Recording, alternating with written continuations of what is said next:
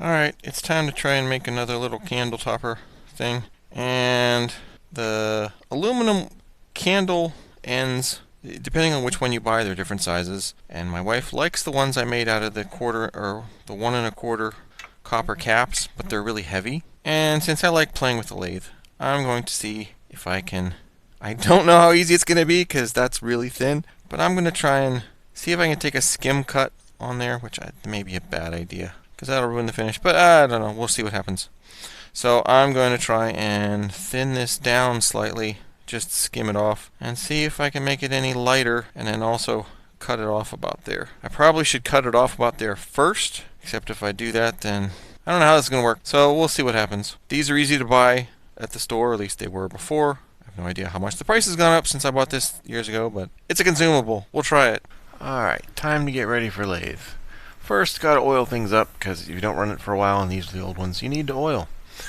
And get that on there, and try and get it set up, and it wasn't quite straight. I don't know that it's going to be straight. It's not a precision part. It's just supposed to be for water, so those don't care if it's like a little wobbly. And then just go back and forth and clean up the end. I'm not sure actually how much I took off. Probably nothing appreciable.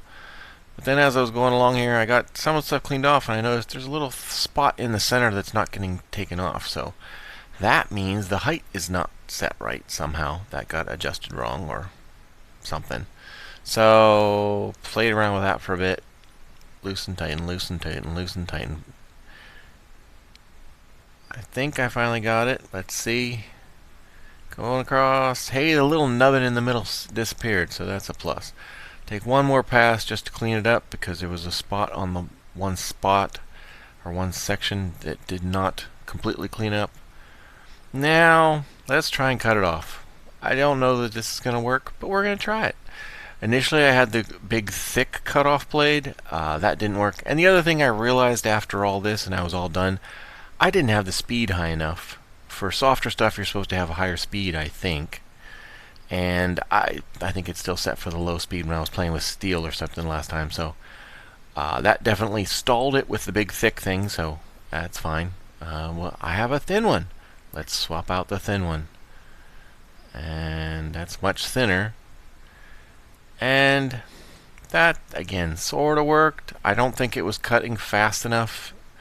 So you can see there's chips coming off, but I think towards the end it was sort of pushing more than cutting. As you can see, there's a ring on the inside. It actually was indented. If I had been going faster, it may have worked better, but hacksaw works. Never use a hacksaw with the lathe spinning. I know that's been on other places, but I'll put it on my video too. Never do that. That's dangerous, and do not do it. Someone will get hurt. But this way worked. So I got the outside all clean up with the file and then realized, hey, wait a second. I have something that'll do that inside. I specifically bought this for that. It's one of those Noga type cleaners that you use for inner cleanups, and it actually worked pretty good. It worked in a specific angle more than others, but based on how I was holding it, but that worked. That plus sandpaper cleaned everything up real nice.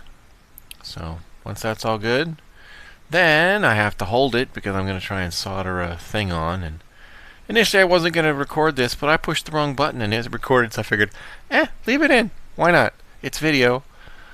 So I basically had the little needle nose clamp pliers, the vice grips, clamped it on not too tight because I didn't want to damage the copper because it's soft.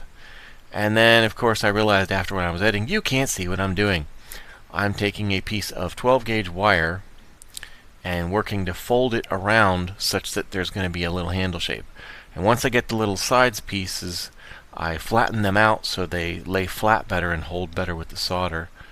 And now you can sort of see what it's supposed to look like. And then get the solder out, put my mask on because solder has fumes, and got that on there. That heated up way quicker than I thought, and so initially it's like, oh wait, no, don't move it yet. But it holds. Yeah, I don't know. Well, it worked. And it worked much easier than last time. I think because I took the coating off of this top part with the lathe, the solder went really quick.